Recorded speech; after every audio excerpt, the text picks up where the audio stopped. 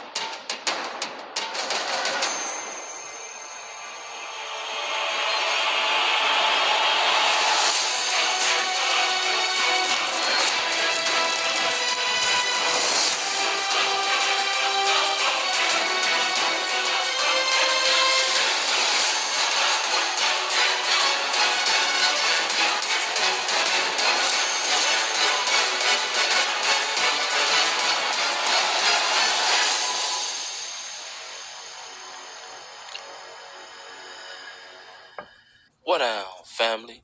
It's your boy SNTV back at y'all with another Chirac Street Legends, and this episode is going to be about none other than M.O.B Beans, a.k.a. Big Booger. Marquis Season. Could you tell me about the incident that occurred on 3 Charlie? Shit, I really don't know. Okay. Do you want to press charges? No. Do you want protective custody? No. Is there anything else you'd like to add?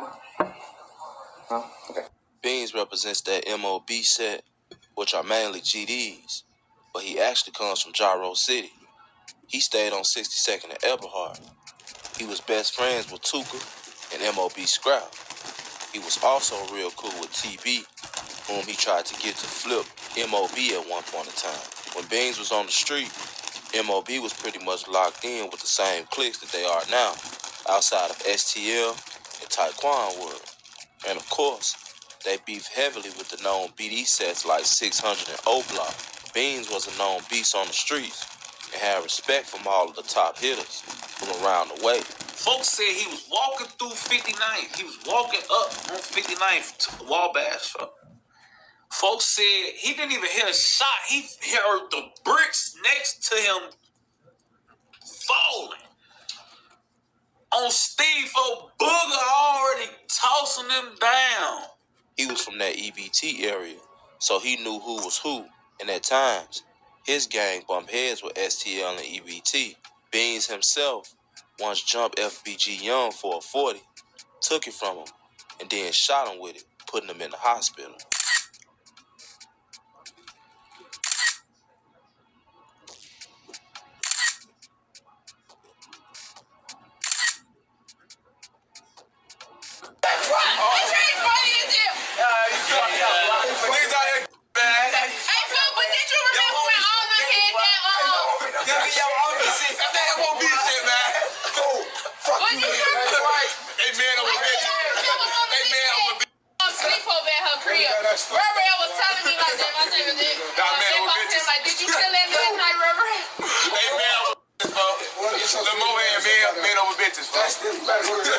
I'm already know he ain't gay, bro. Don't come at us. M.O.B, boy.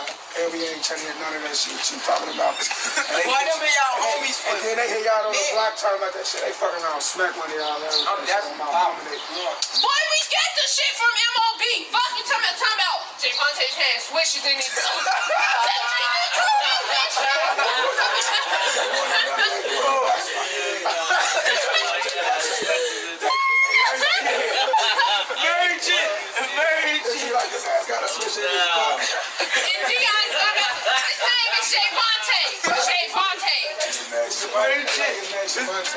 J. Monte, boy, a couple of motherfuckers, the greatest. Oh, damn, I ain't gonna stay for this. I go burning a part of the game. See, that ain't me. He locked the door, boy. He get a shower, boy. Yeah, my cousin. My cousin goes to that all boys college in Atlanta. Exactly. And my cousin. I'm cousin. Beans' name has been brought up in many shootouts and murders, including the platoon hit and even the OD hit. There was one account given by Tay Capone, who was telling his audience about a story that King Von told him. One day, Von went to slide on M.O.B.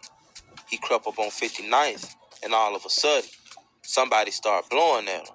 He creeping through that shit he hit a bricks on the apartment, the 3-flat apartment building before he hit them bitches.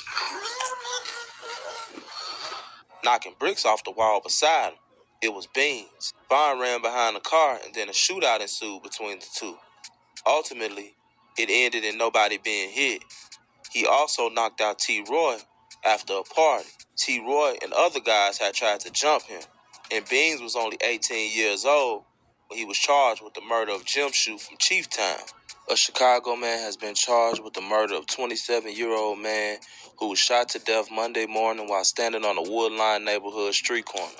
Marquis Caesar, 18, of the 6200 block of South Eberhard Avenue, was arrested Wednesday and charged with first-degree murder in connection with the fatal shooting in the 600 block of East 62nd Street, according to Chicago police. A 16-year-old boy has been charged in connection with the incident, police said. Philip Henderson of the 6200 block of South Langley was taken in serious condition with a gunshot wound to the chest to John H. Stroger Jr. Hospital of Cook County, where he was pronounced dead at 10:38 a.m. Monday, according to the Cook County Medical Examiner's Office. The victim was standing on the corner when a man approached and fired, police said. Area Central detectives are investigating. Beans will end up receiving 43 years. The evidence against him rested exclusively on the identification of two eyewitnesses, Christine Barnes and Ezra Coleman. Neither eyewitness knew defendant. So basically, according to eyewitnesses, what took place was a robbery going wrong. Beans and the other guy, who was 16 years old at the time, ran up on the victim, Jim Shoe. He was selling cigarettes. They walked up to him and bought some cigarettes. When he pulled out his money, boom, Beans pulled out the gun. The victim ended up fighting Beans. They get into a scuffle. They fell to the ground, in which time the gun fell as well. The 16-year-old picked up the gun and fired one shot into the air. Beans would make his way to his feet before Jim Shoe, take the gun from the 16-year-old, fire 2 to 3 times, and then they will run off, getting nothing. 43 years for some bullshit. What we can learn from the story of M.O.B. Beans is this. A lot of these shorties that grow up in these streets never get the chance to go back and reminisce about the bad decisions that they made. Some of them end up dead, but a lot of them also do get the chance. But that's not a chance that they get while they're free, for they end up regretting one bad decision for the rest of their lives. And as I always like to give mention to, out of all honesty, the streets, when everything's going your way, can be a fun place, especially if you grew up a savage. But when it's not going your way, this is the other side, to being in jail, living like an animal. When I first came up with Chirac Street Legends, I had no direction for this series. As I started doing more and more episodes, I realized that these series can be used to provide children that are in the streets with first-hand experiences of what to do and what not to do, so that they can one day hope to make it out. This has been another episode of Chirac Street Legends. I hope they make it out.